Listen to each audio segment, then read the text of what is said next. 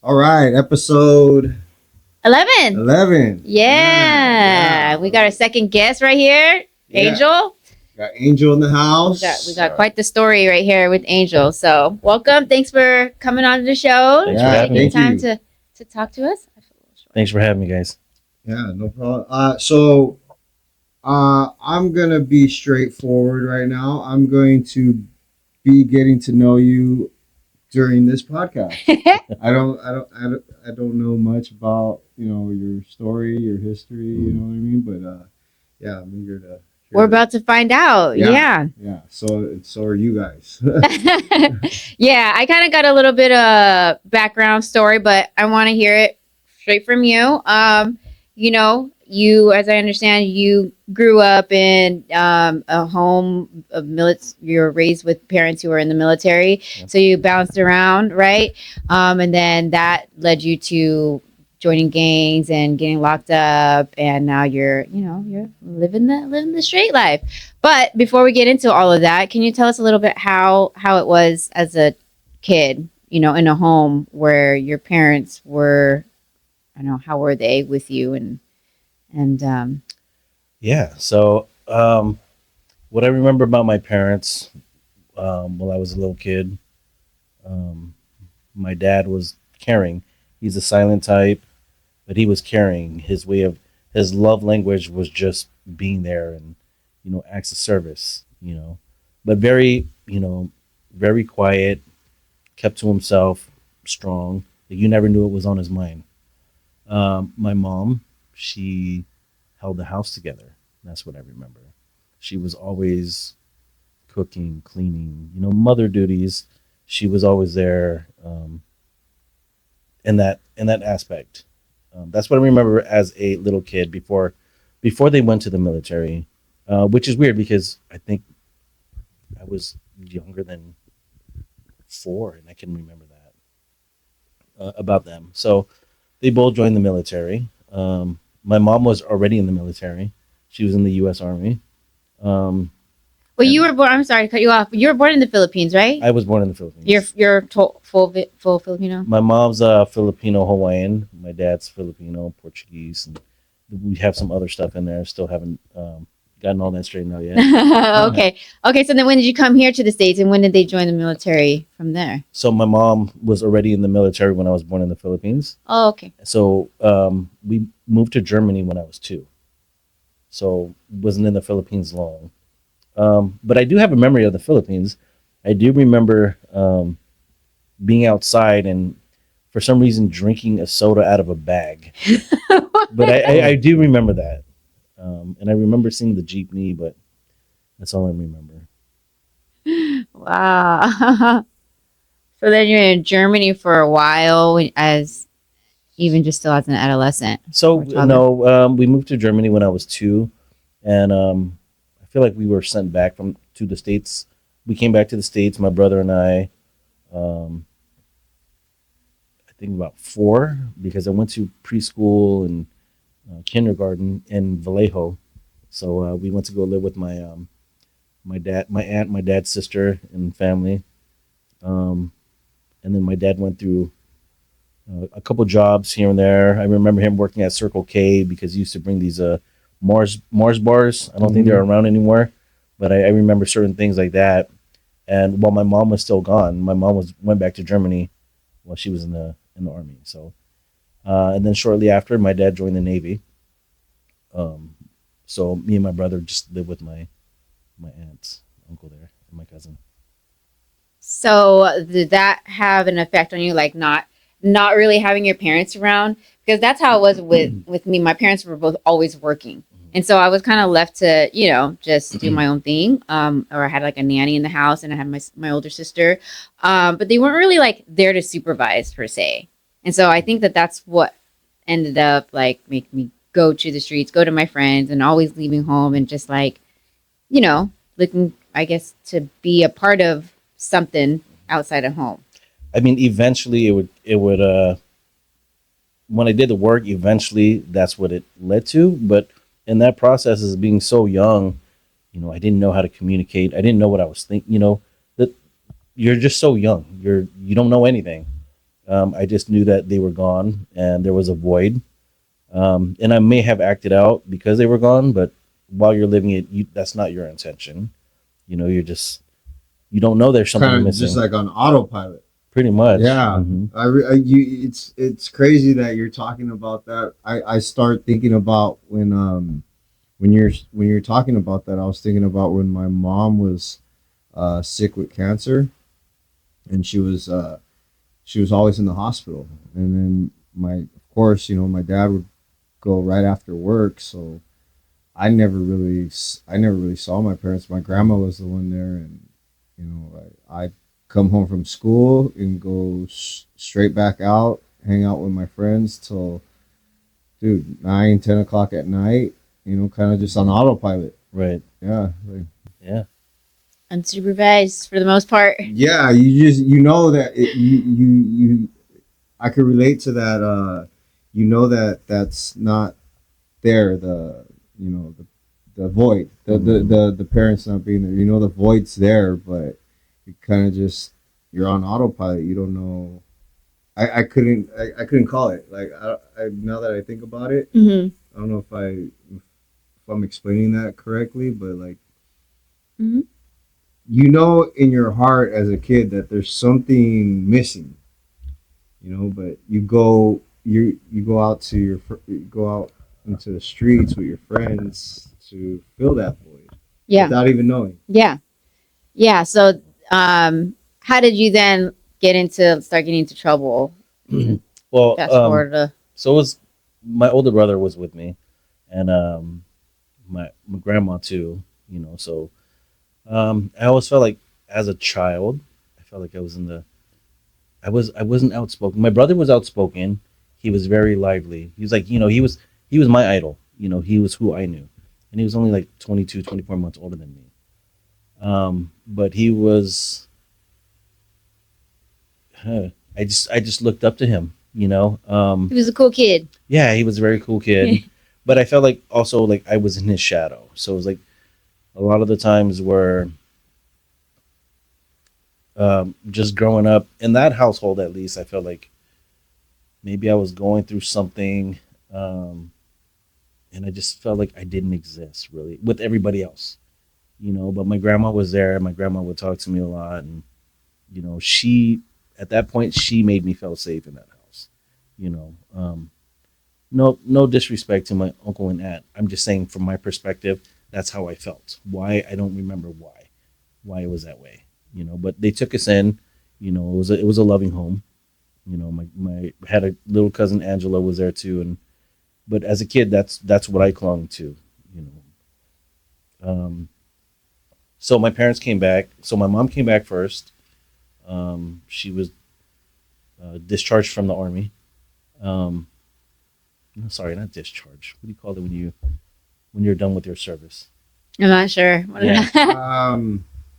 It is like an honorable discharge, There you right? go. Yeah. There you go. Yeah, discharge. Yeah, It It's yeah. still discharge, is if yeah. it's honorable. And I don't know. I'm not in the military, so Yeah. I've never. Yeah, I want to. I want to speak on something I don't. You know what I mean? But I want to say it's discharge. Yeah.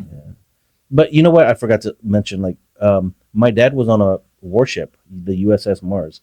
So every now and then he would come back, and they would have a break. I didn't have a concept of what time was before, and so to me, it would always seem like my grandma had taught me how to pray, right? So it would seem like every time I prayed, and that would be one of the prayers for them to come back. Aw. And so he would come back, but I don't even remember what the time frame was from when I prayed and when he came back. But to me, I associated that with, oh, if I do this, It'll work. Yeah, it's Yeah. like blowing out candles on your birthday, making a wish, Yeah. like as a kid. I mean, that's what I would think. so that was the cool part. But the hard part was I didn't understand why he kept having to leave. So that was his Yeah. job. Yeah. So it became this thing where he would come back and he would just leave. I don't remember him saying bye. I just Mm. remember I wake He up was and gone? he was gone, or he would play this trick on my cousin. He'd be like, "Go get your shoes," and when you go run to get your shoes, he's already gone. Aww. Really quick, bro. You guys, you guys are parents out there, man.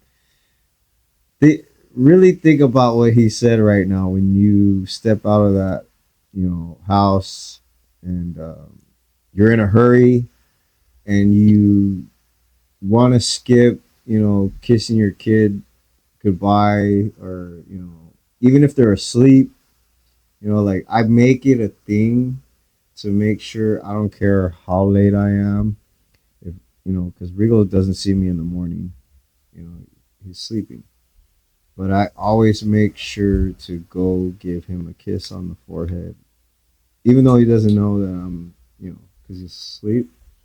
You might not come back, or even if they're up, let them know, hey, I'll see you later, like that. That what he said right there. I know. That's what that that hit. makes for real. Like, yeah, that's sad. Oh, Your kids are thinking about things like yeah, this, but anyway, yeah, that was a good point right there, because like we don't think about that, because we're yeah. so wrapped up in everyday life. It's everything's so fast paced, and it may not seem like something big, but it's. I mean, you could it impacted him. In his mind, though, he was probably thinking he is sparing the kid's feelings. Like I don't want to tell him bye because he's gonna start crying and it's gonna break his heart, and I don't want to say bye. So then he kind of just silently, steps out. In his mind, he's like, "I'm gonna be right back." And but let me ask you guys this: would you think it'd be better to not say nothing, or go, tell your kid, hey, you know what, I got go explain it to him, and at least you gave him that. Let's hear his story and how it affected Angel. Okay, it's funny you say that because it all comes back around full circle. So my dad would come and go, and then I can remember being that young, already thinking like, my grandma told me how to pray, and it's like a push and pull feeling, and that affected my a characteristic of mine growing up, the push and pull. It's a trigger for me. It's a trauma for me. So my mom came back, and we're living on military bases now. So now me and my brother are with my mom, and my mom was young when she had us, and it's just me and my brother, and I feel like maybe she was on autopilot. I don't know, but I would always just remember cooking, cleaning, providing. I don't remember feeling the caring, sensitive side. Mm. You know what I mean? Nurturing, the love. I don't remember that. The nurturing, perfect word for that. But that doesn't mean that it didn't exist. She just showed it in a different way as her acts of service. Or I probably blocked it out. Uh-huh. You know what I mean? Because now that I'm an adult and I'm looking back and seeing certain things, I'm like, ooh, I used to look back and as an adult, I'll look back at pictures, and I'll see me and my brother in the picture with my mom. And then I'd figure like, where was my dad this whole time? Yeah. It didn't even occur to me he was the one taking the picture. So it's the things that you block out through trauma when you're a kid. So we lived with my mom for a while, and my dad would come and go through, while he was in the service. And then we moved to, from Vallejo, we moved to Florida. Wow. Yeah, so we were all over random. So we moved around a lot. We went to Florida. We went back to California. Just driving up and down the west and east coast, and whoever would take us in to live, that's where we did. And you know how like you grow up and you say, "This is my cousin," but it's really like your cousins because of the military. Or Right. Yeah. Family, friends. Yeah. So I didn't really start getting into trouble. I was always like mischievous and just naughty as a kid. Like I was a kid Acting out. But I don't. While you're going through it, you don't feel like you're acting out. It's just poor me when I got in trouble. Like, why are you always picking on me? But, oh yeah, I forgot I was acting out.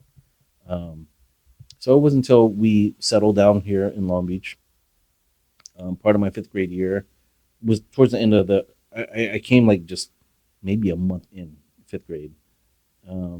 So we were living in Long Beach, and I went to this elementary school to where I just was pretty much in the shadows. You know, my brother was in the middle school, and then it wasn't until middle school is when I started hanging out with with the crowds and got into what they got into. The bad crowd. Well, I didn't see them as bad. I felt like we were the same. If anything, I felt like they had it worse. Mm. Yeah. Okay. In middle school, that's when all that stuff happened for me too. Nice. I want to say 6th grade. Yeah. Uh-huh. Yeah. When I started dabbling. Yeah. 5th grade for me. Yeah. It was like 11. And the first time I got pulled out of school. But so then you hanging around with these kids, so they were more of the influence on you. It wasn't you trying to be like with your ideas of, hey, let's go make some trouble. As I remember, yes, because I'm pretty much at that time I was just like easygoing, go with the flow, pretty much tagging along with my older brother. You know, other than that, I just kept to myself. So at that time too, it was like early '90s, and I just remember being a latchkey, like everybody else. Our parents had to work, and you just stayed out. You're just doing whatever, I have whenever. a picture of you. You sent the picture from the 90s. Yeah. Let's see here if I can pull it up. 96. This was, That, you guys see that that? was probably that one's probably '95. Uh-huh. This is when you started getting into trouble. Here, over here. This was the 1995 here. Uh-huh. That was more high school. Oh, okay. We'll get into that picture in a little bit. Okay, sorry. Go ahead. Your story. So yeah, so it pretty much started in middle school. Innocent fun, breakdancing. Oh yeah, those we days. were breakdancers. The house parties. But it was middle school, and then our older friends. I mean, where I lived, just every block, just down the street, everybody's beefing with somebody, Yeah. And it's weird because I grew up in military bases, right? So it's like you don't really see like nationality, like everybody's just there. All one. Okay. Yeah, everybody's just there. So, school, you tend to segregate yourselves. Yep. Just like in life, I guess you just go to whoever you look like or whatever you act like. That's where you go. So yeah, I started off breakdancing, and then the breakdancers turned into like a gang for some reason. I don't remember why, but hey, I just followed suit. But from my understanding of that is breakdancers started having issues with other breakdance crews who turned into gangs. Yeah. So it's like a domino effect. Uh-huh. Yeah. Uh-huh. It's a snowball. It just gets bigger and bigger. Yep. These are the clicks. Yep. Everyone's just clicking up. Yeah, I think for me it was just writing a little word or name on the walls. I used to write psych, SIKE, when I was in 6th grade, and then it stuck with me all the way to 8th grade. But I remember that it was that, and then party crews, and then tagging, and then gangs. Yep. Yeah. No, I was into the whole with the hip hop, the house parties, and the breakdancing crews too. Yep. Yeah, I remember like having friends like in middle school, early middle school, and then towards the end of middle school, it's like, oh, they're from so and so, you can't. Now they're your enemy. I'm like, oh, I don't understand. We were just playing Street Fighter. I don't get it. Yeah. It's like, dude. But then you just roll with whoever. Okay, I guess we don't get along then. Mm-hmm. You find that out real quick on the party lines, huh? Yeah, the party line. Yeah, that's a throwback. It's like in the beginning, it's like, you do these things and you're getting into them and you don't know why, or everybody's doing it. It's cool. And then next thing you know, somebody gets killed.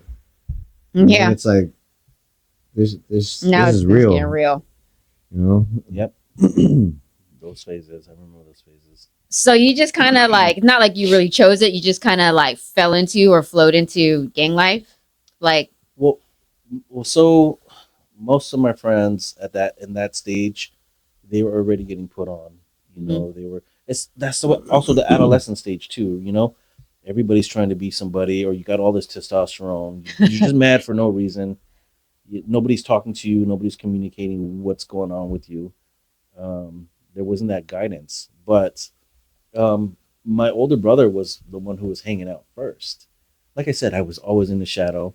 Um, but he would hang out first, so I got to naturally my friends became my friends were his friends' little brothers, you uh-huh. know. Yeah. So it became that, and they were getting put on, and my brother never got put on.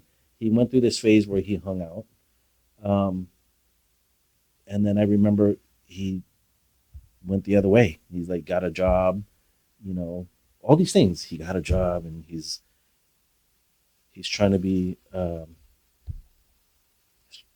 I mean, he's always a good person, but he's trying Trying to to be do the straight. responsible and get in trouble at the but same time. yeah, I don't know if he was trying to be responsible, but he went the opposite way. But for me, I felt like it was already too late, Mhm. you know, because now like I'm seeing this lifestyle my friends are doing, and it was like, ooh, I'm gonna do that too, you know. And then just my brother would always tell me, "Don't get put on, don't get put on." And then one day I was just like, "I want to get put on," Yeah, you of know. course. Everybody's When doing it. That's all, yeah. Pretty much. Pretty They much. said, don't push the button. Then you're like, I want to push the button. Yeah. It's the opposite. Right. Yeah. That's how it Yeah. was for me. I was just like, you know what? Everybody's doing it. Might as well, you know? Like, Yeah. So then your brother tried to be the role model at this point, but it was already too late. So now you're like, I'm running with them. And now it's just, yeah, there's no turning back. Fuck it. I'm And then it going. was so much blind leading the blind. The more you look back into it, and it was like, you start What getting were you thinking? you start getting pissed off too though. Like you see your friends that are already on and you see them getting excuse my language, you see them get fucked up or hurt really bad, you know, from other crews or other tagging crews or other gangs. You get mad and then you want to get put on, you know, like yeah, that's what it was. Mm. so those are also yeah. Those are also things that would motivate me, I guess, to say like to get in. Yeah. Mm-hmm. Um, but at that time too, both of my parents were back. You know, we lived in Long Beach, and they worked. They worked, and there was no communication. There was never talks about feelings, like how are you doing, the day to day stuff. Um, That just doesn't happen. I don't think in any like Asian household. We just, I think that's just common. We don't talk about feelings. but I feel like the next generation, our generation, is the one who stops it, and For sure. whatever we didn't have is what we're giving the next generation. Yeah, 100%. I agree with that. Mm-hmm. And also, from my understanding too, is like maybe that's not how my parents grew up either. Mm-hmm. You know, Right. generational trauma. For sure. Yeah. So yeah, so it's pretty much going into high school as when it all went downhill, uphill and downhill at the same time.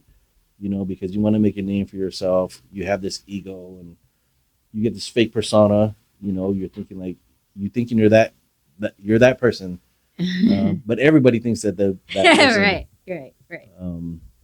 So that's where it started for me. Okay. Oh, now we're getting to the good stuff. Let's get The good stuff. Yeah.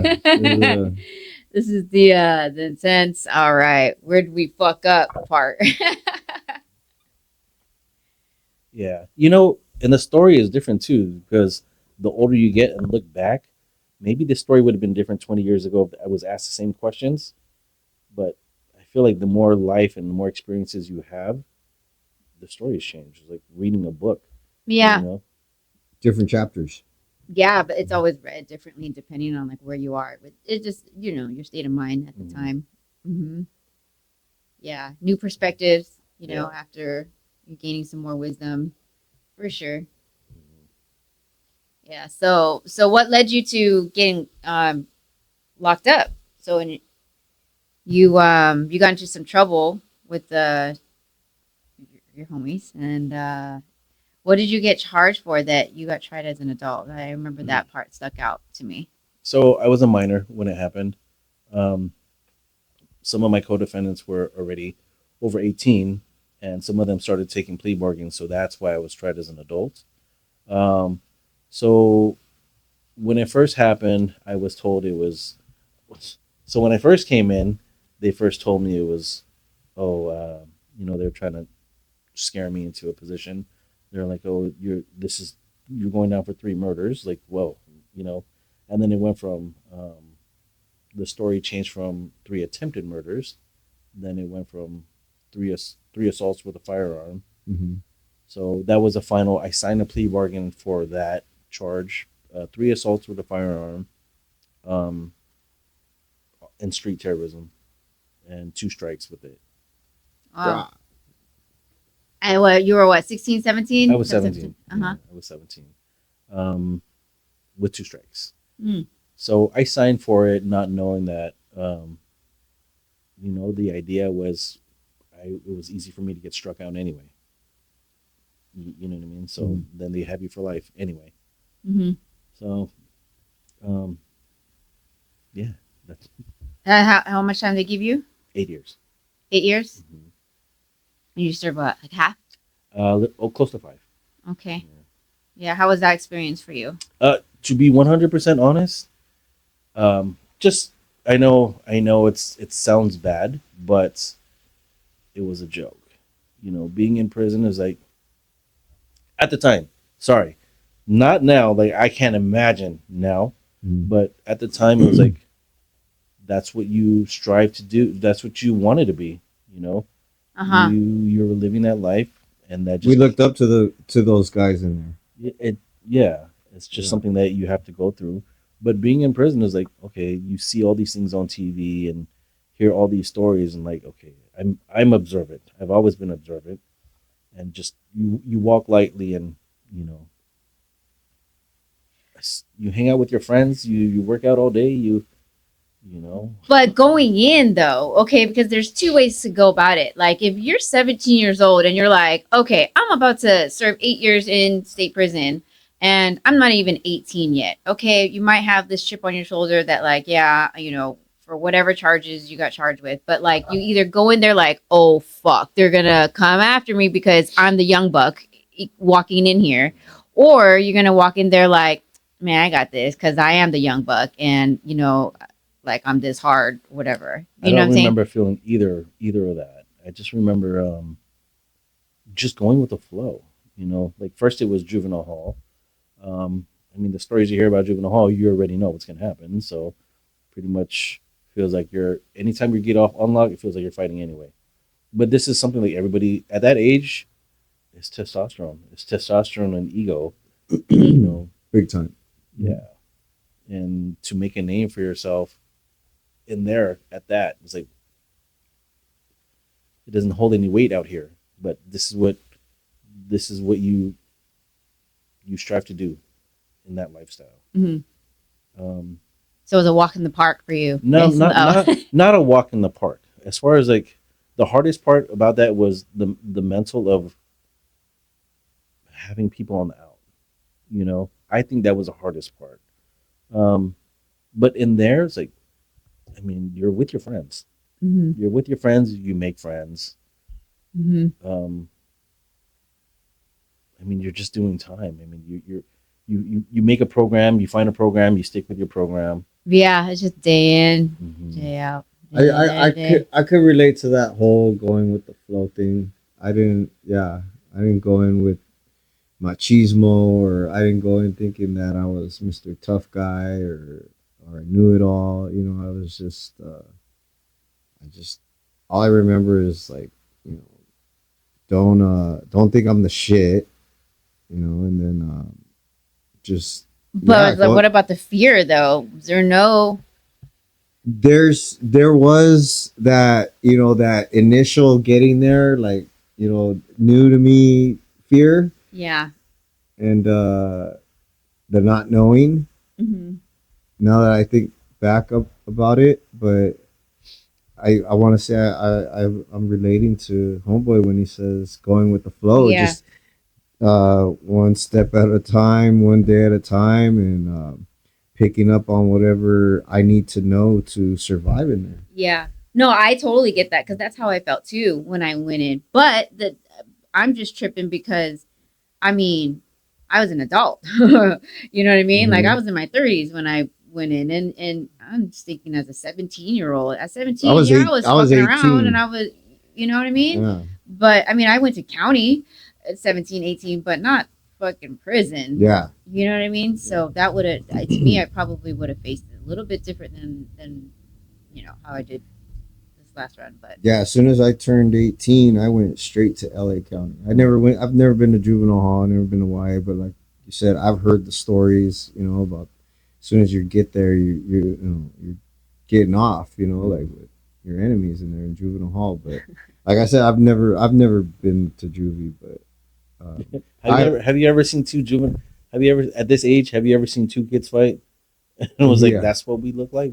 yeah, yeah. It's true that. sure, yeah, I see it all over social media. You're like, oh my god, look at oh my fucking drunkards. But I've also heard, you know, while I was in county, I always heard about, how that place was so much worse than prison, LA County, and being that when I finally went to prison, I was like, oh yeah, I could see this. You I could could see see a lot how of that that. was true. yeah, Like, yeah. So, as a juvenile being tried as an adult, initially you go to juvenile hall first to be classified, and then they send you to another area where um, other juveniles are being tried as adults. So it was separate from the juvenile hall. Um, it's usually like I remember being with juveniles who were just coming back from prison, maybe fighting other charges, or maybe had like immigration holds or something. And then I remember on my 18th birthday too, straight to the county. Um, but I feel like when I say I go with the flow, I feel like I've always had somebody watching over me. It's like and that has a lot to do with your character and your temperament too. Hmm. I wasn't a knucklehead. I did what I had to do when I had to do it. You don't get walked over or pushed around. But I always had like somebody who looked out. they laced you up. When I Yeah. look back at it, um, somebody was looking out. You know, but I wasn't hip to like nobody told me about the prison politics, like what's going to happen from here. When you nobody. I had to learn that the hard way. I learned that the hard way. Yeah. Give us So, a story. It's Yeah.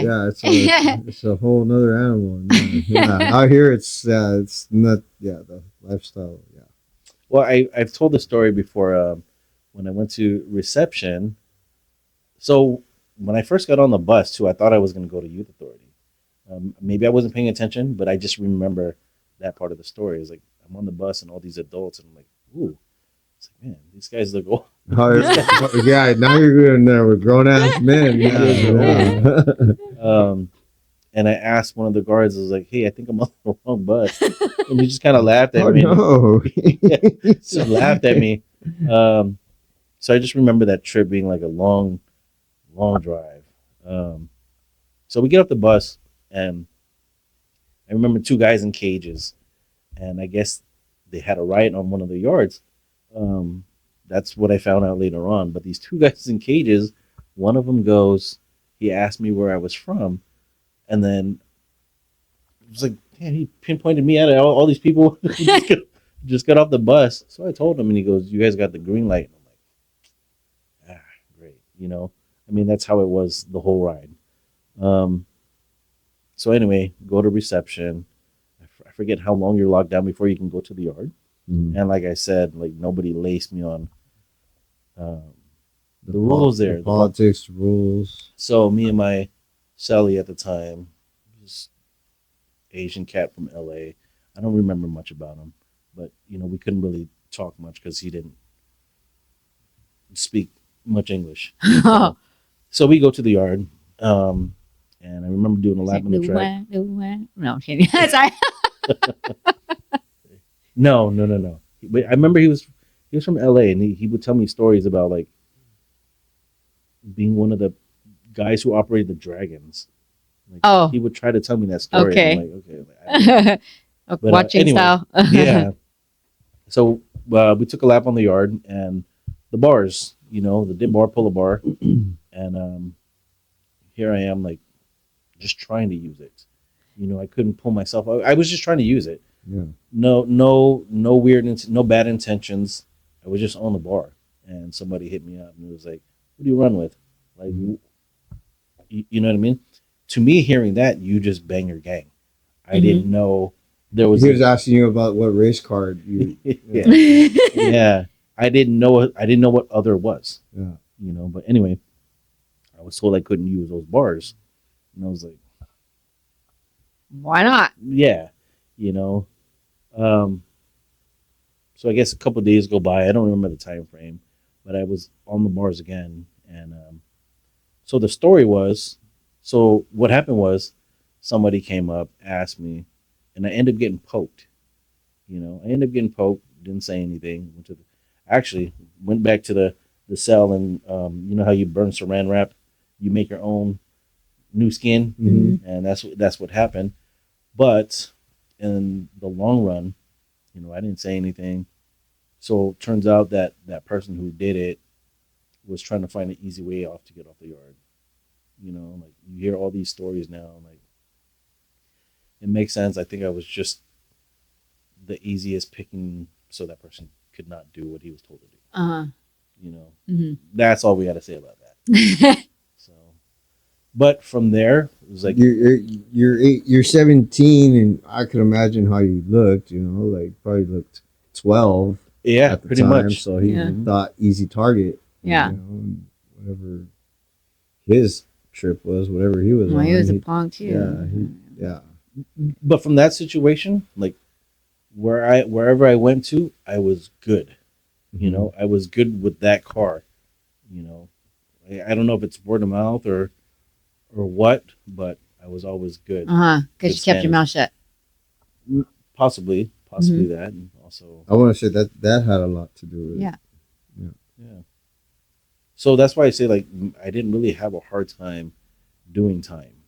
I mean, the only hard time that I had was more mental, and not being. It's not from what happens in there. But what happens outside of there, like family? Like I would always, yeah. That was my prison. Who was thinking like, hey, what's going on without me? That type of stuff. Yeah. So, now with your dad was home through all this time, and with you now being gone and your dad there, like how had anything changed with your relationship with like your dad? But again, you said you never talked about feelings. You guys never talked about anything in the home, or how it affected you. But you being in prison, were they still there to support you through that time, or were they just kind of like, because my mom on one hand would just not even answer my phone calls. Anytime I got locked up and I would call from jail, whatever, she would just hang up on me. My dad, on the other hand, was the one who would answer my calls, like help me get a lawyer, like put me through rehab, and was there to support me through like all the bullshit that I, put them through. But, it was different with my mom. So like, how were your parents with you as you were just getting into trouble, doing your time? Well, let me take it back to like juvenile hall, right? So I remember my first visit from my mom in juvenile hall, as still in classification. I just remember I was in the top tier coming down, and I saw her sitting there, and I was just like, I didn't know what to say. I had already, thought about like, I've gotten kicked out of every school so far. Like everything just spiraled to that point. And I just remember sitting across from her, and I was like, I remember what she told me before was right. And she said it multiple times, and then it clicks right there. She had told me like, "You're either going to end up dead or in jail," and here I am. I'm in jail. Oh, What do you know? You know, but mom's always I right, remember huh? thinking that at that moment. But while I was in prison, Excuse me. um, I mean, mostly it would be my siblings and my mom would come down. At the time too, I was I was married.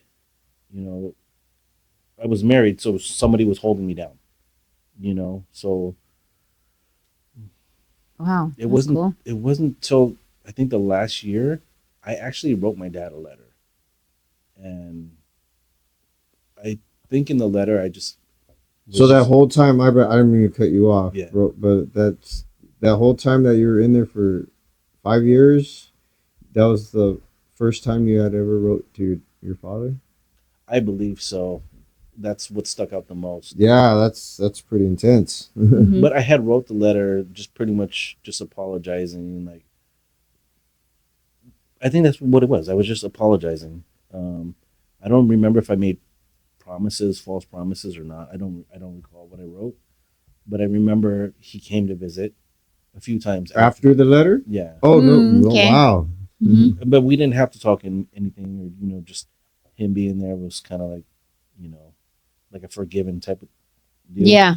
It was an unspoken kind of rejoicing. But later on, Mission? I would come to find out that I think my mom was the one who said it that during the holidays and stuff like that, my dad would always be sad. Hmm. You know, Oh, it's interesting you said that. So my dad would tell me the same thing too about my mom. And I always felt like I wasn't loved by her. But he would tell me that like when they would come to visit me, when they left, my mom would be crying in the car. Who knows if That's maybe he's just tough. saying that.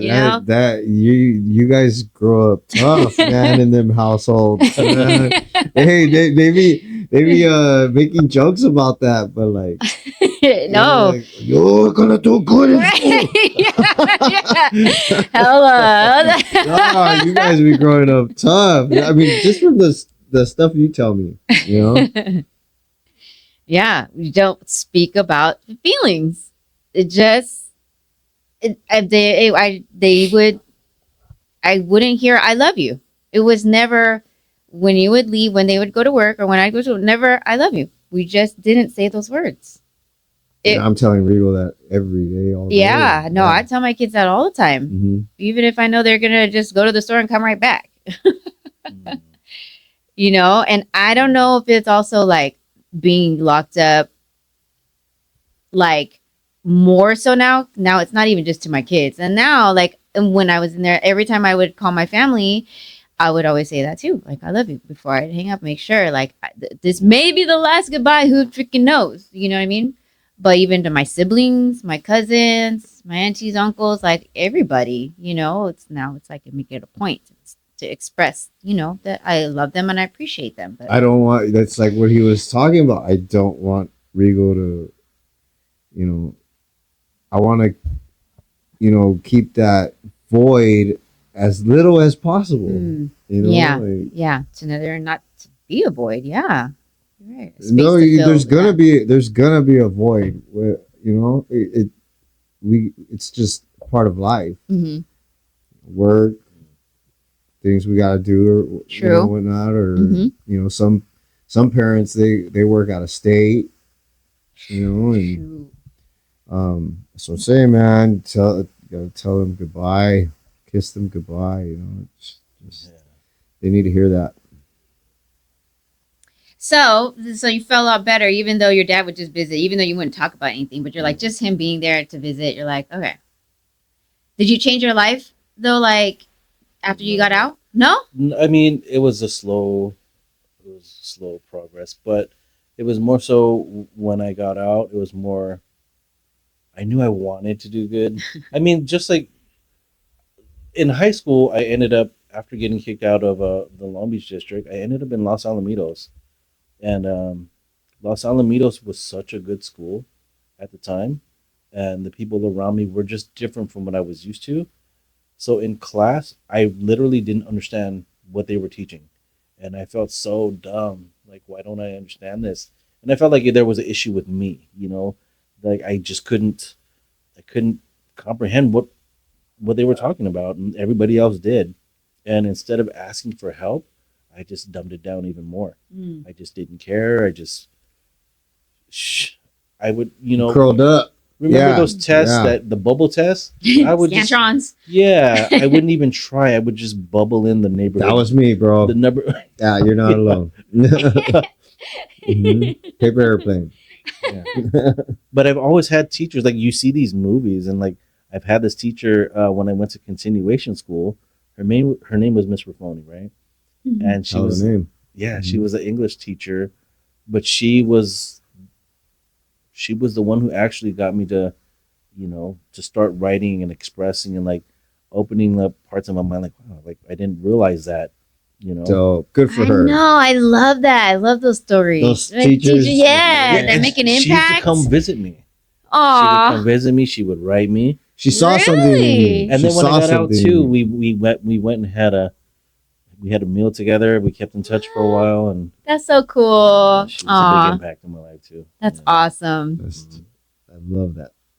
So while I was incarcerated, I was inspired to go to school. It's either you work or you go to school, Uh-huh. if you want your time. And I applied myself, and I'm like, I got my GED. I was taking college courses, and I was like, all I had to do was try, Mhm. So there was a lot of good that came out of prison too. Like, it was Find a little bit. You've found some of yourself. I actually met a lot of good people. I watch and I observe what politics are and how things happen. And it was like, just because you're from a gang or whatever, like not all of your friends like you anyway. True. You know what I mean? And you don't like all your friends, and just things just started. I started putting things together about life. I'm like, wow. But I kept in touch with my friends, like some of my friends, like not all of them. Like some I keep from a distance because you just don't know. But the ones with kids and who, I'm not saying that they're doing good, or bad, but they seem like we're on the same level headed. Like if somebody has an issue, usually I'm there. Not the bad stuff. Like Mhm. like if they're free to talk about emotions or feelings or just whatever, like grown adult Yeah. conversations, Mhm. like I'll be there. If they have kids that have something going on, you invite me, I'll be there. Something Right. big in your life, Mhm. I'm there. And then I don't join in the reindeer games. Like, of course, you have stories together, war stories. It's cool to talk about it sometimes, but what are we doing moving forward? Right. Yeah, we did this, but what are we gonna do now? Mhm. We made it this far, so it's got to mean something. So we got to do something better, I guess. Yeah, sorry, I tend to ramble. Oh no, you're that's what good. this No, is- yeah, That's what this is for. yeah. Yeah. My question that just I was just thinking was how, like, yeah, you observe a lot and you learned a lot, politics and all that stuff, and you kept yourself level headed through all of that. But like, what actually like caused your shift, like in your mindset, as far as like, okay, it isn't just you go from going with the flow to now really pushing forward and trying to make something of yourself at this point. You know what I mean? Like, how did that shift happen to from just I'm going through the motions to no, I'm going to create the motion. Okay, where the momentum picked up. Yeah. So when I first got out, so I was in a program, my last couple months, maybe it was even last year. It was a SAT program. It was like substance abuse program. It was anger management, and all these other life skills classes. And I remember having different counselors, and I wasn't getting along with most of them. Oh, wow. And That's gonna suck. yeah, Right. but there was one. Her name was Lucinda, and she was the one who I think what clicked there was one day she I think she repeated what I said, And that's what made me feel like, oh, she's listening. Uh-huh. She didn't give me advice. She didn't judge. She just let me say what I had to say, and she repeated it back with nothing else. You felt heard and understood. That's Yeah. what it was. Mhm. Heard. So I exited the program. She gave me this flyer. It was a erase the past tattoo removal flyer, and I must have put it in one of my photo albums, and I ended up finding it later. Just put it aside. So I'm out now. I'm on high risk parole. I can't go anywhere without parole officers' permission. So I had a friend who worked in the X-ray business, and shout out Charlene. Hey. Hey. Let's go. She hooked me up with an interview at this X-ray company, and turns out the guy who was interviewing me had enemy ties, right? And during the interview, he was a cool guy, and during the interview, he hit me up and asked about my homies and stuff like that. Told me about his story, and I'm like, damn man, he's not gonna give me a job, right? Yeah. Because he was honest and I was honest, but um, Because of that, you thought he wasn't going to give you a job. he ended up giving me a job, and I went to work in the refineries, and my direct supervisor at the time, shout out Sergio, he was a known enemy. Oh my God, you're all the rivals at this point. Yeah. But he was a fair boss. He was my first supervisor at being free. He was fair and never treated me any different from anybody else. And we've been in touch here and there.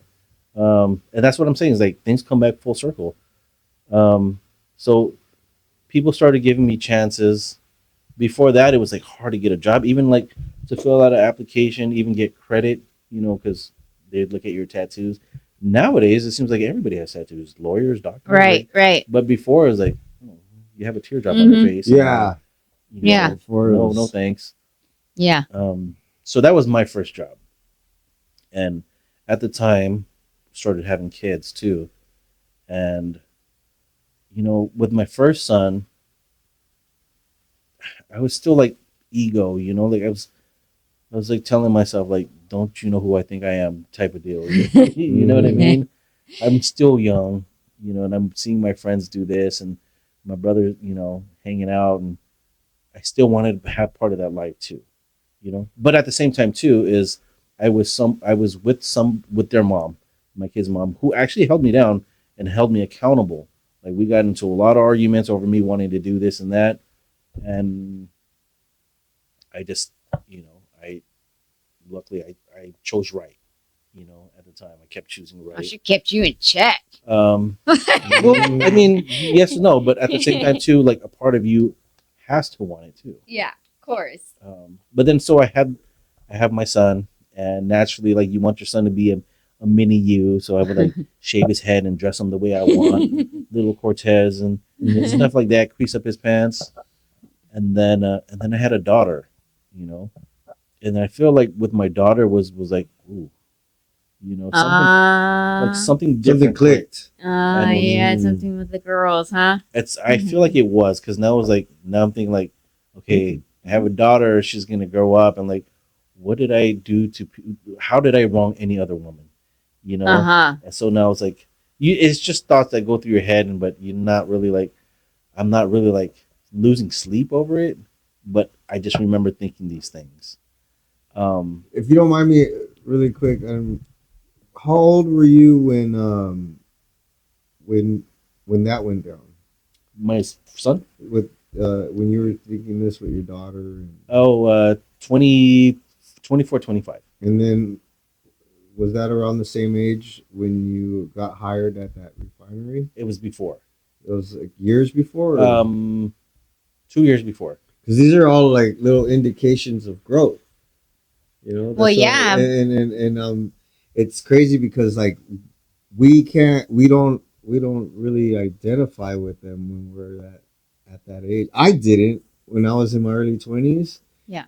And you just know in your heart that something has to, you gotta step it up. Uh-huh. But also that feeling of with your boss and him being an enemy, and that unspoken respect thing. Yeah, dude. That's just a yeah, It was setting things in the up. workplace. Yeah. It's like setting you up, like Mhm.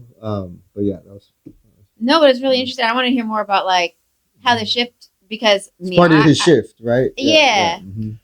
Oh, so in the whole process too, I found that flyer and I made that decision. Like, okay, you know what? I'm gonna start taking tattoos off. You know, my parole officers just like won't let me go anywhere. You know, There's I that growth. I just felt it. Yeah, no, I just looked at my kids one day and was like, I didn't want them to. I didn't want them to repeat that. I didn't want them to think it was cool. And I would actually take them with me to go get my tattoos lasered. So at Ouch. first, By the way. it was just going to be a few tattoos, you know. But then there was that dedication to where it was like, you know what? If you're going to make a change, you might as well just change all the way. You know I say that as I have more tattoos on. Um, so But they're different meaning. they're Mhm. totally different meaning. So in that process of getting the tattoos removed too, I met a lot of cool people. Like the doctor in charge of the program, she was highly respected in Long Beach and in that community, and she took a liking and really took the time to get me out of a bubble. You know, talk to more people, and she genuinely cared and asked about life, and she would randomly text just to see how I was doing. You know, out of the blue. She was helping you network your way to getting back on your feet. Yeah, I want to say, right, babe? In a way. Yeah, but I don't know. Maybe she was just interested in your story. I mean, did she even know really like your story No, as not she the whole was thing, removing no. their tattoos? Oh, No. No. Well, I not- want to Huh. say she assumed maybe because a lot of dudes that are going to go get their tattoos removed are like it's kind of like a what do you say starting over point. I'm sure. I mean, that's really the only reason I know. Only one other person who's gotten a tattoo removed, but because his mom made him. My ex boyfriend when But he was like 18. I'm But just saying because I want to say a lot of those guys are trying to start fresh. So which is maybe what you were doing. maybe she saw that. Right. I think at the time I didn't have the. I don't think that was my intentions. Like it wasn't in my head that this is what I'm doing. Huh. You know, I Were you was just trying to erase the past as the thing as was it saying? says. You know, Uh-huh. but like I said, I wrote my dad a letter. Most likely it was an apology letter. But what can I do now? You know, so I'm already free, and you can't just keep saying sorry and keep doing the same stuff because Right. it loses its meaning. And I hold on to that now too. It's like don't tell me stuff, show me stuff. Mm-hmm. You know, that's Mhm. I'm big on that. Like, and I'm not for the words. It sounds good and it feels good, but if the action doesn't match, like, just don't even say You it. feel it. You feel it like you before you even like when you're thinking, oh, I wish. How can I tell this person sorry? Or you want to go say sorry, just to like let them know, but in your heart, like how many times can I say sorry to this No, person? yeah. What was I saying? Patterns speak louder than promises. So then It's you just a pattern of same thing. yeah. There's So it nothing. pushes you to just what I'm just gonna show them. Mhm. So I had my third kid, and still going through I went through the tattoo removal program for 10 years, and every 45 days I would have a session. So that's a long time to be in. 10 years. Well, how long? 10 years, Wow. every 45 days, and took everything off. That's a lot. Yeah. Ouch. Yeah. I've never got lasered, but I heard it's the I bomb heard. when it comes to it's- pain. Yeah. And in that process, I forgot about that. I heard that it's worse than getting attacked. Yeah. I mean, immediate at the moment, yes, but after it just feels like a sunburn, Mm. you know. But you sat through a tattoo; you can sit through. No, know. I heard it's worse. It is. It is. I mean, It's I would imagine, but it's like, fuck, I gotta go through this fucking shit again. I wanted to. You know what? When I was going through it, I would see the girls in there. I'm like, man, if she could take it, I could take it. Honestly, that's what. Yeah, I you would think start sometimes. trying to put things like that, like But then I'm like, Yeah. really, this really hurts. I don't know how she could take it like this. But man, she can do it. And is it like when pussy. you get? Is it like when you get tats like in different spots? Does it hurt more than others? Like another? Because No. dude, I felt like on parts of my neck, like the sides of my throat were the worst. Oh my god. When I was getting my stomach lasered, I did feel it in my neck. Okay, yeah. Wait, what? You felt it in your neck I felt when it. your stomach was getting lasered? I felt That's it The in my neck. nerves. That's their nerves. But no, I feel like yeah. my stomach hurt probably the most, if anything. Like I'll be getting tatted. Like I'll get tatted on my And ribs. then you feel a tingle over here. Yeah, and then you're feeling something like up here, like Your eye starts twitching. yeah. It's just like it's weird. But yeah, those are your Okay. nerves. So, all right, so 10 years now, and is it like completely gone now? You've gotten every last spot or tattoo removed? I kept one because at the time Baby was mama's name? No, I'm just kidding. no, yeah, Oh, really? yeah. At the What do we have for her, Johnny? at the time, but yeah, I had my third child during that process, and with the Eraser Pass program, I met all these cool people, and it turned out to where this production company wanted to come and do like a series Segment. like of my life, Mhm. you know, and it was like I didn't understand at the time Cool. why. But then I was also featured in a couple newspapers because of the same thing, tattoo removal.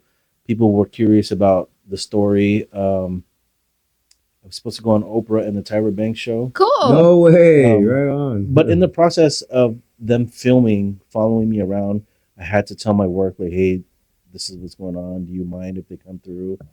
One of the reasons why we stopped was during one of the filmings. I remember when my kids were young, and like puppies, they'd be so excited when you get home. They would run to the door. They know when you're home when they see the car, and they would run to the door. And I missed that. yeah, I do too. But that day, they told my kids to reenact that, and my kids were like, "This is weird," you know. Yeah, yeah. And they stopped doing it from that day. Hmm. So I was like, you know what? I don't want to do this anymore. This is weird. Like, I don't even know why they want to know my story because everybody else that I know has the same story or worse, you know. Mhm. So from there, I just kind of like, I don't want anything to do with this anymore, and just do my tattoo removals and just leave me be with my family. Oh, so it's because your kids. Yeah. So where we lived, there was an earthquake one year, and the back window, it wasn't glasses, but it's kind of like glass, but it cracked, and it was my oldest son, must have been maybe 7 at the time. He got down. The way he crouched down, I ended up asking him, "Hey, why did you do that?" And he goes, "I thought the house was getting shot at." And I'm like, "Why would you think that? Like you've never been exposed to that." Mhm. Yeah. And he's like, I don't know. But I remember those moments. Like I was growing, I started growing, and I would see pictures. Not too long ago, I was looking at pictures, and I was like, I knew this already in my head, but now I had the pictures to see it was actually happening. Like your kids look at everything you do, even if you don't know it. Like, and I would see some of their pictures, they were throwing it up. Really? They were throwing it up, but it was more their facial, what they were doing with their face. Mm. Like me mugging them, like, oh, they're getting that from me. Mm-hmm. So you have to like, The learned behavior. yeah, Mhm. and that's why I started making slow Adjustments. without making too much attention to myself. But then also it was like I didn't want to feel like I was lying to myself either, and wanted it to be organic. Like things, I was finding the reasons to why I needed to change. And then, how they say repetition impresses the subconscious, right? It's like the more you do something, Just more sticks. I want. What are you're just trying to find yourself, like I never knew who I was. the real version of you. Like we of course we're who we are, right? We're growing up, and we don't forget where we came from, but beneath all that that we grew up with in the hood, there's something else in there. There's another person. And I think that's what you're trying to describe. That you're trying to find that person. Mm. Am I? You mean like I'm hearing the innocence? Yeah, the normal Yeah. being, Yeah. the normal version of you, Before all the the violence and all the yeah, chaos, outside and, influences of your environment. Right. Yeah. Uh-huh. You ever notice like when you find so you have a child or you find the right partner, like you do things that are different, like you'll spend more time with them instead of hanging out with your homies because this feels more, you could be yourself here or you're more safe here. Yeah. You'd rather be with your partner more than hang out with your friends or take care of the kids because that's what makes you feel you. Yeah. You know what It's I mean? no longer the facade you carry when you were trying to be somebody when you were with your friends. Always have to prove yourself, I think. But then when you are with the right people who are aligned with you, then you can be yourself naturally and feel safe. And you can expose to all the parts of you, flaws and all, without feeling like they're going to leave you because of it. Right. That's what I gather. So after the X-ray job, um, I ended up going into the environmental field. Who also knew somebody who worked there, but while I was doing the X-rays, I found out about this other job. Um, did some research on the company, went to the company and just asked to speak to any manager that was there. And I remember waiting a while, and the first person that came back was a manager. His name was Carlton, and we spoke. We spoke briefly, and yeah, Carlton. Yeah. Right. We spoke briefly, and they weren't hiring at the time. But then I did tell him, I was like, "Hey, look, man, like I'm on parole. I've had this job. It was my first job that I needed to get, and I'm hoping to build like, you know, get more experience doing yeah. other things." And I just told him, I was like, just let me work for you for a week or two. If you don't like the way I work, you don't have to pay me, you know. And he remembers that. He remembered that. So some time had went by. He ends up calling me while I'm still doing the X-rays, and he was just like, "Hey, um, position opened up. Are you still interested?" I said, "If you give me your verbal offer right now, I'll quit right now." Yeah. And then from there, it was sort of like I went to work for this company. I learned what I learned, and I would go and bring a book and take notes of everything they're doing. You know, I would just watch people and then just try to make it my version of what everybody else is doing. But you know, everything. I mean, you're in the industry, so you know there's a standard way of doing something. You know, you have your SOPs and how to do things. They say things are written in blood because you learn from other people's mistakes. Right. People get, like, every time they write new rule, it's because somebody got hurt or killed. Mm-hmm. So from that company, I just went to other companies, but usually it was word of mouth. Like somebody knows somebody, and they would call and like offer me a job there, and it was always leaving on good terms because it was this person knew that person, and they referred me. So I've been in this industry for 18 years now, going on 18 years, and I feel like even here, even at this company, is like I'm looking back and I'm seeing all the people who's given me chances, like, and I feel like naturally, without even knowing it, these people that's given me chances, it's sort of me like making all these changes for everybody along the way who believed in me, you know. So I'm in this role. I've been in this role for 12 years now. Um, Basically, my job at work is I do a little bit of everything, but I'm managing staff, putting them where they're supposed to be. Also setting up interviews. I'm approving. I'm doing all these things. Like I'm looking back. I'm like, how did I get in this position? like literally. Sometimes I'll be in meetings. I'm like, yeah, I don't know what you guys are talking about. You know, I don't know what you guys. This is way above here. But in my role, I just keep everything going. And what I did realize, like, I went through this moment of trying to figure out, like, why am I here? And I come to the realization is like, I'm looking back and I'm like, all these people who've come into the company that I've interviewed or, you know, it's because of that. Like somebody gave me a chance, and I'm like, I tend to see like, oh, I'm giving these people chances who sometimes look like me, sometimes have their own stories, but they interviewed well, and everybody deserves a chance. Mm-hmm. You know, some of them have become leaders. Some of them have opened up their own businesses after, and I'm like, okay, it's rewarding. You Found know, your Yeah, purpose. yeah. No, paying it Mhm. forward, and it's so monumental when like people don't realize when you just have one person, all you need is just the one person who believes in you that helps you really just give you that confidence to like step up even higher than you naturally would have done on your own. Yes, of course you have to believe in yourself. Yes. Above all, you believe in yourself to get, far in life.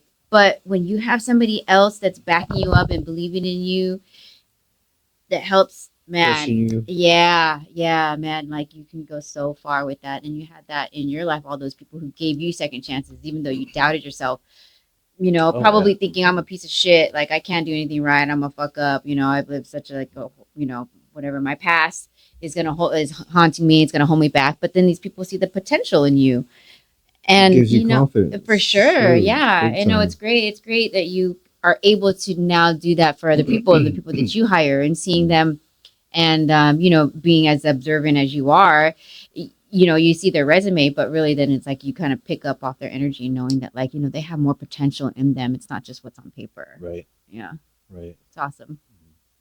And then the kids too, growing up, like we were talking about earlier, how we give the kids what we didn't have. Like that was one of the biggest things in my story. Was like when my first one was born, I had told him like I told him that I would never be away overnight because that was something that Oh, hurt me. yeah. Like literally, like I think that's the best way to describe it. Is it hurt me? It affected me because that communication was. It wasn't the fact that they were left because now, and I've had many times to tell my parents the aha moments. Like I understood that they were there for work. We could have been better on communicating. Yeah. And sometimes it takes something to trigger that. Learning experience. Like I remember telling you a story about my older brother. He ended up passing away Oh, from an sorry. overdose, and it's just like Shoot. things spiraled. But what came from that was he brought the family together.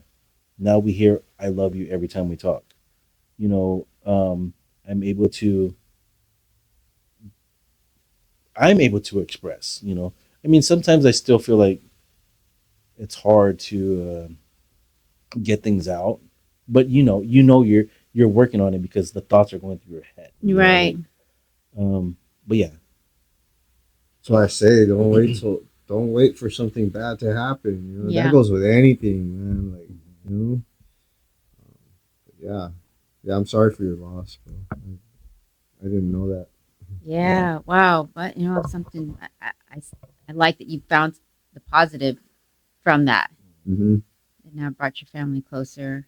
You guys can kind of relate your feelings a little bit better. no, I was saying, I feel like everybody's story is already written.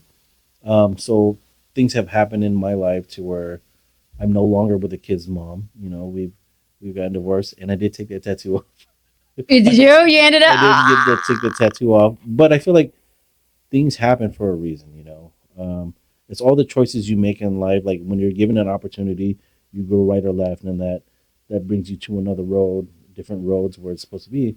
So with that is like so with the separation and the divorce, I ended up like getting reacquainted with somebody who I was with before, before going into high school. So that itself was like, okay, I was already open to being into another relationship after 23, 25 years. Um, but the part of that story that's a trip is like, I went with her to get her stuff because she lived in San Francisco for a while. And, during one of the last days packing up the stuff, she wanted to go to her favorite sandwich spot that was down the street. So we walked down and I'm like, this place looks familiar. Mm-hmm. Like every part of it looks familiar. I say, give me 1 second. I walked to the next block over. I was like, this can't be. I was like, it's the same street we found my brother. You know, And it's an overdose, you mean? he was homeless there, and we at one point, me and my siblings went to go find him. to take him home, and then shortly after that is when he passed. Oh. Wow. But it was meant for us to find him to bring Yeah. him home. Yeah. You know, Yeah. and it was the same street, and I'm like, how is that possible? Dang. So At her favorite sandwich shop. yeah, it's just I think things are connected. Yeah. No, yeah, definitely. We were talking. I forget why I had brought it up, but there was something where I was talking about with her. Such a coincidence. Yeah. No, definitely. Like serendipities. Yeah, yeah, hmm Yeah. That's really cool. yeah, yeah. That's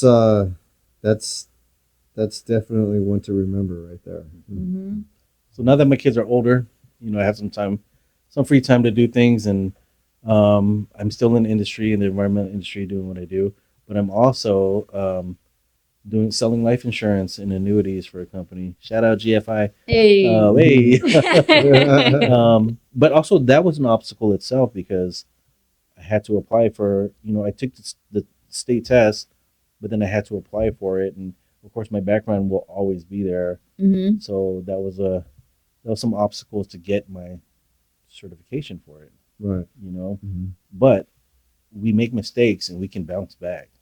Yeah. If you want it that bad, you'll do things to get You'll it. figure it Where out. there's a will, there's Yeah. a way. For sure. Definitely. Mhm. So what do you think would be like the biggest takeaway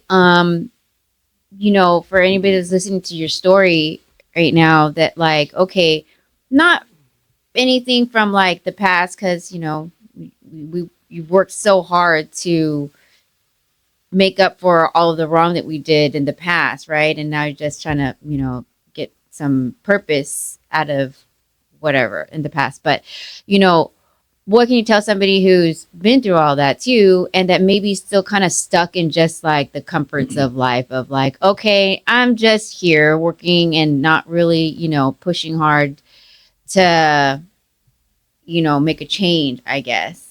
I don't know. What would be like the biggest takeaway from not from the story about your past, but like about what they can become?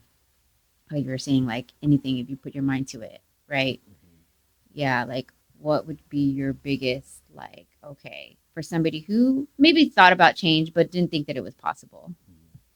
I would say get out there and live. Like we're really in a bubble until you're exposed to other things.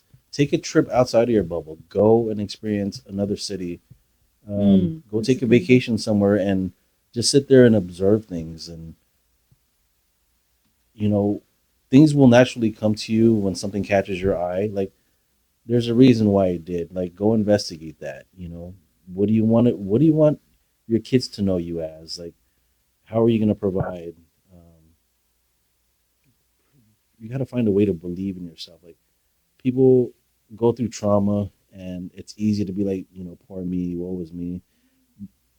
But there's a lot of other things if you just sit there and look. Like, hey, there's like you think like sometimes like your friend, your best friend is your best friend, and something happens to you, and that person's not there, but somebody else showed Yeah. up, and Yeah. you didn't even realize like, oh shoot, Mhm. this person thinks of you this way. Like just the little things that we miss. Yeah, 'cause we don't open our eyes to it.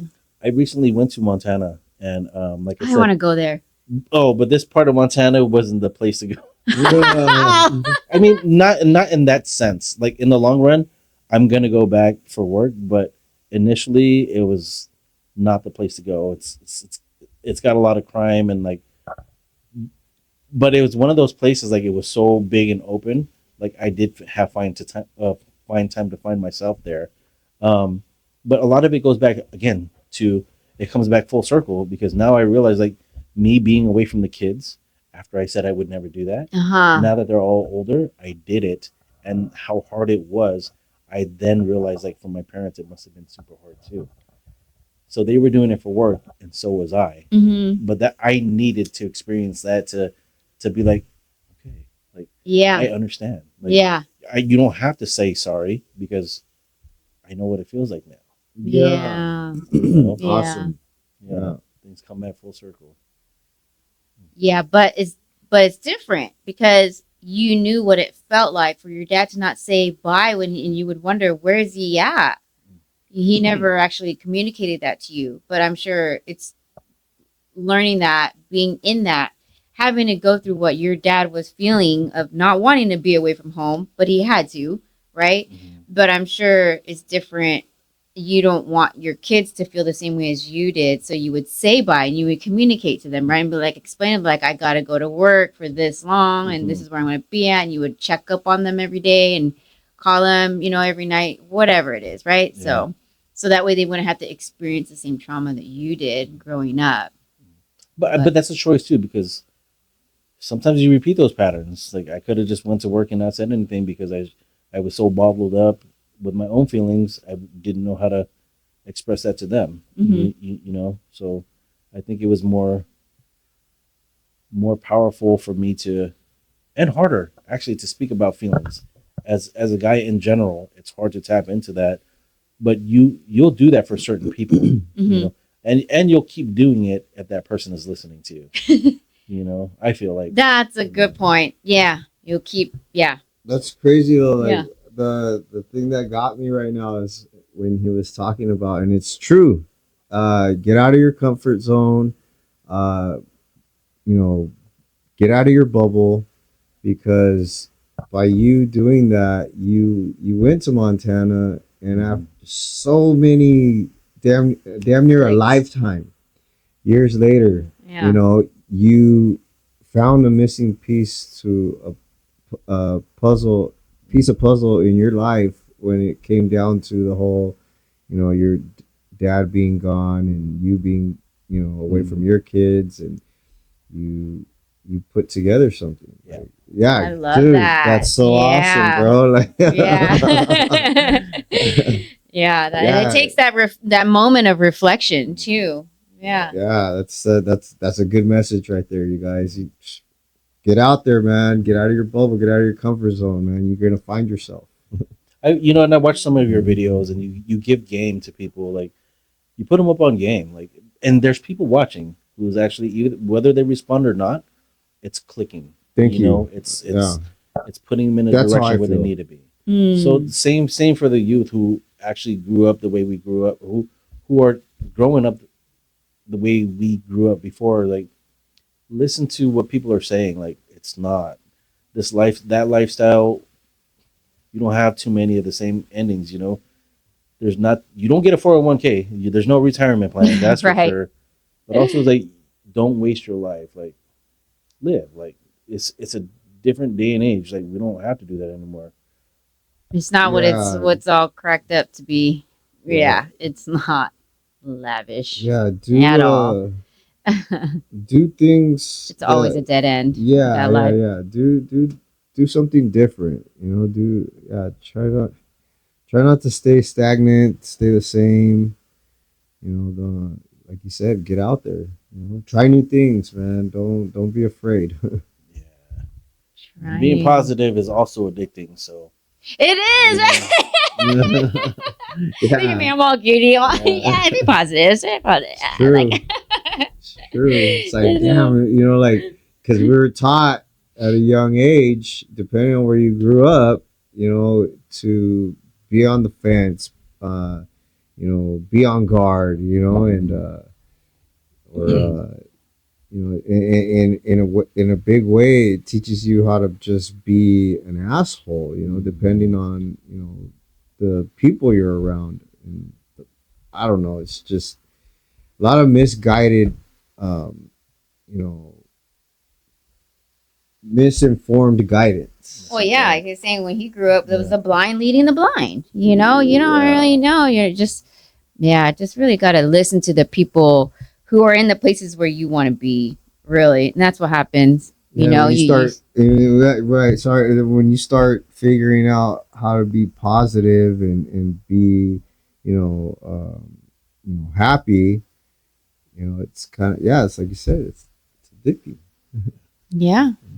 And anybody can be in the same mind frame. Funny story is yesterday, you had mentioned paying it forward. Mhm. So yesterday I was at the gym and I felt like I lost my wallet. So usually when I'm at the gym at that time, there's an incline machine that I like to go on, but I can never get it at that time. So I finally had it yesterday, and something feels off, and I'm like, notice, oh shit, where's my wallet? So I Mhm. text my kids, like, hey, can you check My wallet's on the TV, and they're like, no. So I panic and I run. And I start going to my car. Maybe it fell out when I got out of the car, and I see this guy. We just happen to catch eyes, maybe because we kind of look similar, and he just gave me these beady looks, and I kind of looked at him back, but now I got to get to my wallet, and he goes, he kept calling me fool. He's like, "Hey, fool," and I'm like, okay, he's probably grew up in the '90s or whatever. Yeah. And he just kept saying fool, right? Yeah. And he goes, "What's your name?" And I'm like, I don't really got time for this. Like, I'm trying to find my wallet, but he kept saying it. And then I'm like, then I told him my name. Yeah. And then he goes, but I looked at his hands too, because trying to see what his stance was. Like, why is this guy tripping, right? Yeah. And he had my wallet. I'm like, oh, you got my wallet. And he goes, and he had said it again, "What's your name, fool?" And then I told him, and he goes, yeah, okay. So he gave me my wallet back. So we were talking for a little bit, and I'm trying to give him whatever cash that was in there. Yeah. And he's like, "Nah, it's cool, fool." Like, everything was cool. Yeah. But that's what stuck out to me. But also what stuck out to me was the big old tattoo on his face. Like, the city, he was from the neighborhood in that city. But that stuck out to me, and here I am thinking, like, you can't judge a book by its cover. Right. Because here I am hearing him tell me, like, he doesn't want anything. And I'm like, okay, like, paying it forward, and he was a cool cat, like, didn't want anything and just took off. I'm like, oh. So I had to make a video about it because it's real. Like, Yeah. that experience was real. It's like, you can't just judge a book by its cover. Not everybody has bad intentions. Not everybody has good intentions either, but also, Yeah. You really can't Yeah. judge. Yeah. He's one of those. He's one of those cats that's been humbled. Yeah, I probably, like, in the younger years, when you didn't know any better, you probably, oh, wallet, Yeah. you He's Oh, probably yeah. lost a lot in his life too. He probably lost it, Yeah. and somebody gave back to him. You know what I Mhm. mean? So You're here he tired is. of He it. knows. Yeah, like, Yeah. knows what it You feels like. start to freaking- understanding what karma is. that part. Yeah, like, yeah, you start to understand. The longer the longer you go through life, like, you start to know and experience the things that you start getting the answers. So, but when we were young, we're just so quick to grow up and, like, we don't know Yeah. anything. Yeah, but it also comes with being open to the answers. Like, as they say, when the student is ready, the teacher will arrive. But it's like, if you're just so stubborn and closed-minded, even I know people who are like 50, 60, they're just so stuck in their ways. They Yeah. don't want to open up their Oh, minds yeah. to learning Yeah. new ways of thinking or new ways of seeing things. But yeah, it really just takes that, like, little bit of willingness to be open-minded, just a little bit. And yeah, you Goes a long discover way. so much. Yeah, goes a long way. for sure. Mhm. But anyways, guys, shout out to OG Street World LA. Yeah, for this shirt. I gotta show it. This is the Amy gotta do it Winehouse. too. Yeah, I gotta do the it Kurt too. Cobain kind of one I got Yeah, for the men. this one's the thing. What do you grab? You got West over Yeah, West here. Kings. Hey, Shout West out to West Kings. Go follow. Yeah, That's right. that's right. Well, thanks Just for a billboard. I know, right? Thanks for joining us and telling us your story Thank today. you for sharing. Yes. Yeah. Thanks for having me. And I don't know if you're going to be there also on May 9th, if you heard, since you're kind of like in the industry, there's going to be that job fair, the builders trade job fair, whatever. I don't know if they're looking for vendors. I don't know if, your company might be open to that, but they are looking for sponsors and vendors for that. So Chino, good for- what's Chino City Hall? Chino City Hall on the front lawn, I believe. But what's his name? The handle? Chino Mike? Chino Mike. Mm-hmm. 909? Yeah. Mm-hmm. Chino Mike 909. Hosting? Yeah. Hosting. Yeah. Should be Or cool. help putting that together. I don't want to say the wrong thing. Hosting. If correct me if I'm wrong, Mike. Yeah, so yeah, it's just an open invite to anybody looking for a job. I'm all about, like, rehabilitation and reentry, and I'm sure you are too. Just paying back. Mm-hmm. Yeah, Came that'd back. be cool if you can go too. Mhm. Yeah. Yeah, that would be Mhm. cool. Yeah. Represent. Mhm. Anyways, guys, thank you for watching. Please like, share, comment, subscribe, and All that yeah, good give us a- stuff. Stay locked in, you guys. Yeah, and how can they find you? You just You're find me on socials? Instagram, I guess. I Tell them your handle. don't even know my handle is. Uh-huh. Just watch this video and hopefully it'll come out. We'll tag It'll be there. them in this. That's Yes. right. Yeah. Yeah. All right, guys, stay Peace. locked in.